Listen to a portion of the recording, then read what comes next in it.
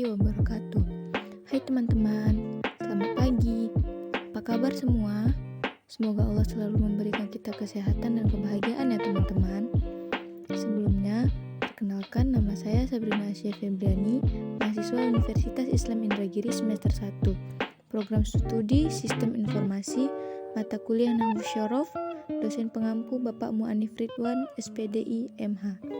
Baiklah, hari ini kita akan belajar tentang isim isyarah atau kata tunjuk. Perhatikan ya teman-teman. Isim isyarah adalah isim yang digunakan untuk menunjuk sesuatu. Menunjuk bagaimana maksudnya? Misalnya, ada sebuah meja. Bagaimana cara Anda menunjuk meja tersebut? Yap, benar sekali.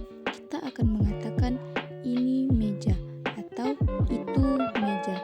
Jadi, isim isyarah jika saya jelaskan dengan bahasa yang sederhana adalah kata yang digunakan untuk menunjuk ini dan itu dalam bahasa Arab tentunya. Kata tunjuk ini berfungsi untuk menunjuk suatu benda, baik itu dekat ataupun jauh. Apa susahnya sih bilang ini dan itu? Memang tidak susah, tetapi ada beberapa aturan yang harus kita pelajari dalam pembahasan isim isyarah ini.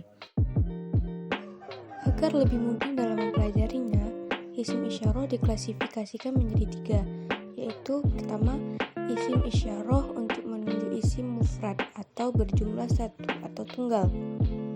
Nah, pada bagian ini kita akan membagi lagi menjadi 2, yaitu bagian dekat dan bagian jauh. Yang pertama, untuk menunjuk dekat atau ini. Jika benda yang ditunjuk adalah muzakkar atau laki-laki, menggunakan haza. Contohnya, haza kitabun. Ini sebuah buku. Pada contoh ini, tersebut isim yang ditunjuk adalah isim muzakkar dan jumlahnya adalah tunggal. Jika benda yang ditunjuk adalah mutsanna atau perempuan, maka menggunakan hazihi. Contohnya, hazihi madrasatun. Ini sebuah sekolah. Pada contoh ini, isim yang ditunjuk adalah isim muannats tunggal. Nah, ini bagian kedua, yaitu untuk menunjuk jauh atau itu. Jika benda yang ditunjuk adalah muzakkar atau laki-laki, maka menggunakan zalika. Contohnya adalah zalika kitabun. Itu sebuah buku. Pada contoh ini, yang ditunjuk adalah isim muzakkar mufrad. Jika benda yang ditunjuk adalah muannats atau perempuan, maka menggunakan tilka. Contohnya adalah tilka madrasatun. Itu sebuah sekolah. Kata yang ditunjuk adalah muannats mufrad. Nah, kemudian yang bagian kedua yaitu isim isyarah untuk menunjuk isim mutsanna atau berjumlah 2. Bagian ini juga sama, kita bagi lagi menjadi 2, yaitu pada bagian dekat dan bagian jauh. Pertama, untuk menunjuk dekat atau ini. Jika benda yang ditunjuk adalah muzakkar atau laki-laki, menggunakan hazani. Contohnya, hazani kitabani. Ini 2 buah buku. Pada contoh ini, isim yang ditunjuk adalah isim muzakkar dan jumlahnya adalah tunggal. Jika benda yang ditunjuk adalah mutsanna, maka menggunakan hatani. Contohnya, hatani madrasatani. Ini 2 buah sekolahan. Pada contoh ini, isim yang ditunjuk adalah isim muannats tunggal. Bagian kedua yaitu untuk menunjuk jauh atau itu. Jika benda yang ditunjuk adalah muzakkar atau laki-laki, maka menggunakan zanika. Contohnya adalah zanika kitabani. Itu 2 buah buku. Pada contoh ini, yang ditunjuk adalah isim muzakkar mufrad. Jika benda yang ditunjuk adalah muannats atau perempuan, maka menggunakan tanika. Contohnya adalah tanika madrasatani. Itu 2 buah sekolah. Kata yang ditunjuk adalah muannats mufrad. Kita masuk pada bagian yang ketiga, yaitu isim isyarah untuk menunjuk isim jamak atau berjumlah lebih dari 2. Isim isyarah dalam bentuk jamak ini pembagiannya bukan berupa muzakkar dan muannats, akan tetapi dalam bentuk isim yang berakal dan tidak berakal. Yang pertama yaitu isim isyarah untuk menunjuk isim jamak yang berakal. Jika isim jamak yang berakal tersebut berada dekat, maka menggunakan haulai. Contohnya, haulai tullabu. Mereka ini para siswa. Yang kedua, jika isim jamak yang berakal tersebut berada jauh, maka menggunakan ulaika.